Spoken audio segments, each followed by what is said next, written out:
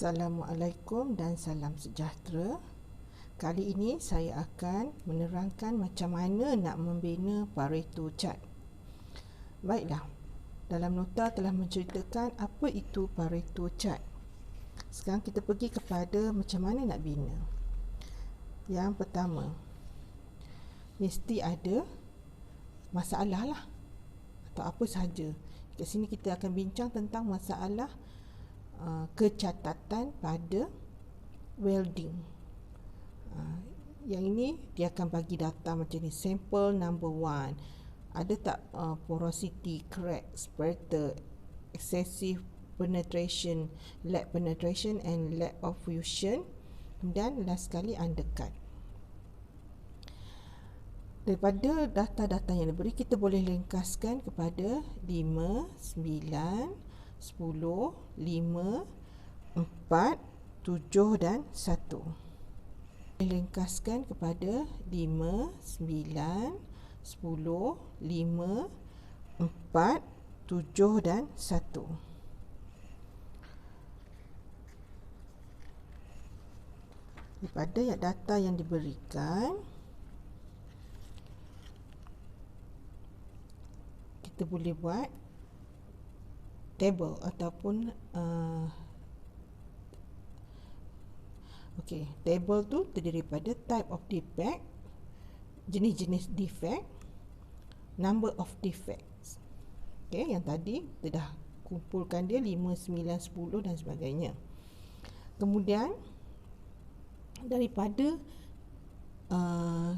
data mentah yang kita kumpul ni, kita letak yang tertinggi sekali di atas, susun yang paling tinggi di atas, yang paling rendah paling bawah. Ini adalah total. Kenapa perlu total? Sebab kita nak kira dia punya peratusan, percentage ataupun peratusan. Peratusan ni adalah 10 bahagi 41 darab dengan 100. Dapatlah 24%. Dan seterusnya 9 bahagi 41 darab dengan 100 sama dengan 23%. Dan seterusnya begitulah. 1 bahagi 41 dapat 2% saja. Okey, dalam Pareto chart mesti ada kumulatif percentage ataupun yang terkumpul, peratus yang terkumpul. Yang pertama memang 24% lah. Yang kedua ni 24 tambah 23 sama dengan 47%. Dan seterusnya 47 tambah 17 dapat 64. Sehinggalah anda akan dapat 100% di akhir. Sepatutnya di akhir ataupun di bawah sekali ni mesti dapat 100%. Kalau tak dapat, kira semula. Okey, seterusnya kita akan buat graf lah.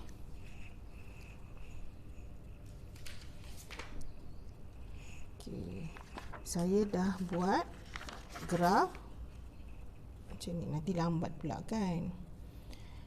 Yang pertama mesti ada paksi X.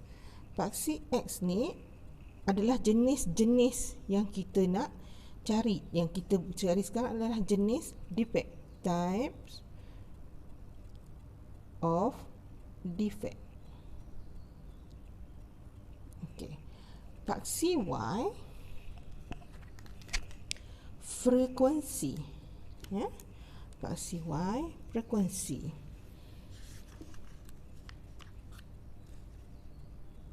Kita buat garisan frekuensi.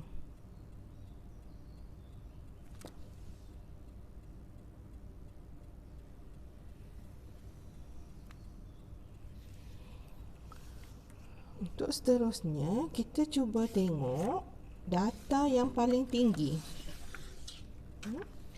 Data yang paling tinggi adalah 10 dan yang paling rendah 1.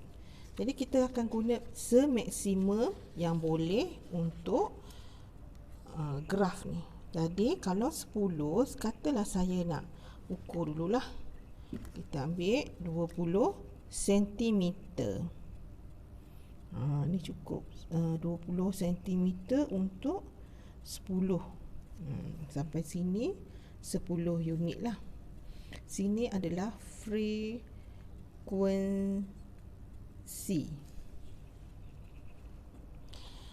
Okay. Graf pertama, bar yang pertama menunjukkan 10 unit. Okey, 10 unit. Saya tak payah, anda semua perlu guna pembaris lah. Saya agak lambat lah kalau guna pembaris. Okey, ni 10 unit.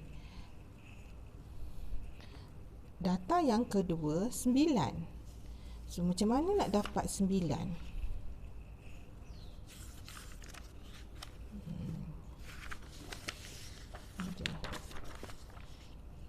Tadi 10 unit 20 cm.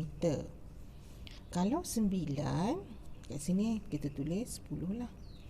Kalau 9, 20 bahagi 10 darab dengan 9, kita akan dapat 18 cm.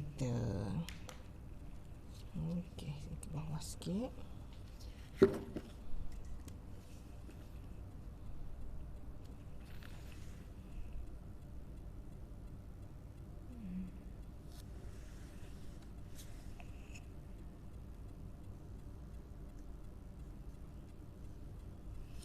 Ini 18.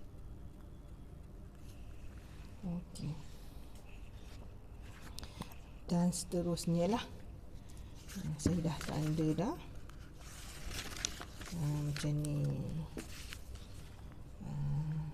16 cm, 10 cm, 10, 8 dan 2 cm. Pada asalnya kita tak buat lagi garisan cumulative percentage ni. Kita cuma buat yang ini dulu. Kemudian barulah kita kira cumulative percentage. Macam mana nak kira cumulative percentage? Saya dah ajar tadi.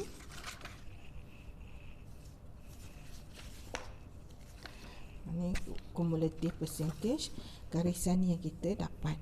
Okey. Cumulative percentage duduk di sebelah tepi. Ni sini 19.6. Ni sentimeter. Dia punya percentage iaitu yang last kali 100%, lepas tu 98%, lepas tu yang kat sini 89%, dan seterusnya lah ke bawah. Jadi apa yang perlu anda buat adalah bermula daripada sebelah kiri yang paling tinggi ni. Kumulatif dia 24.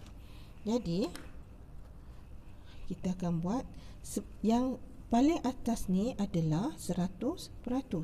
100% sama dengan 20 cm.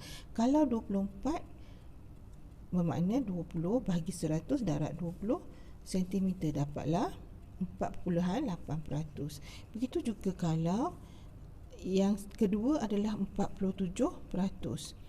47%. Okey, semula 47% iaitu 20 bahagi 100 darab dengan 47.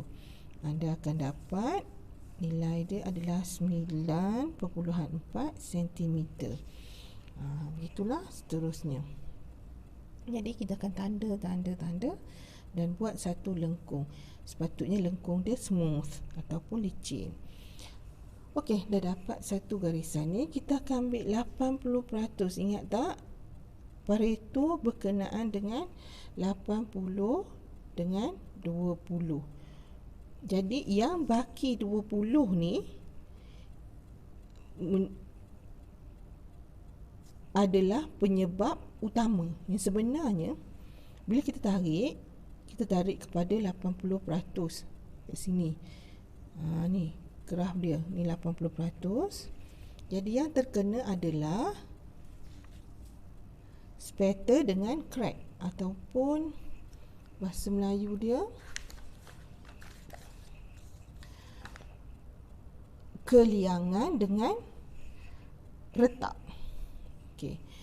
Penyebab utama keseluruhan ni yang banyak sekali adalah disebabkan oleh spatter dengan retak. Jadi kita kena kaji kenapa spatter terjadi, kenapa retak terjadi.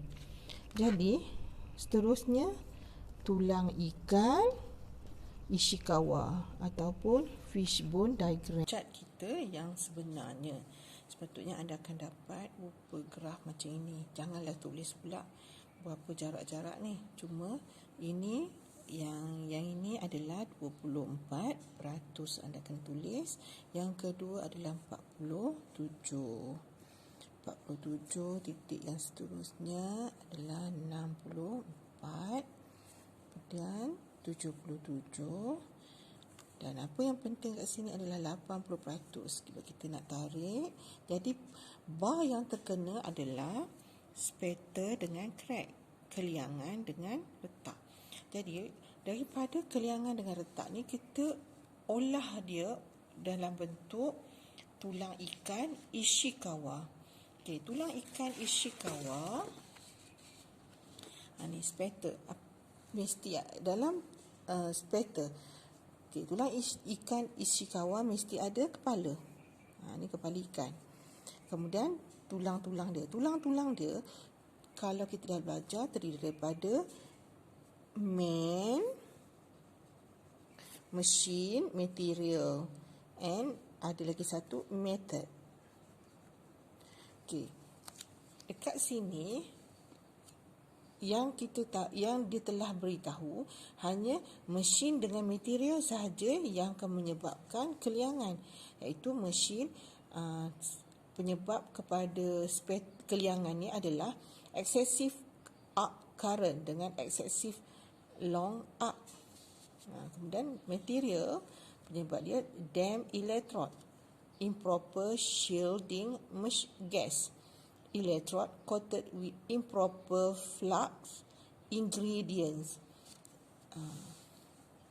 Jadi masalah-masalah ni dia akan tengok lagi yang mana paling tinggi.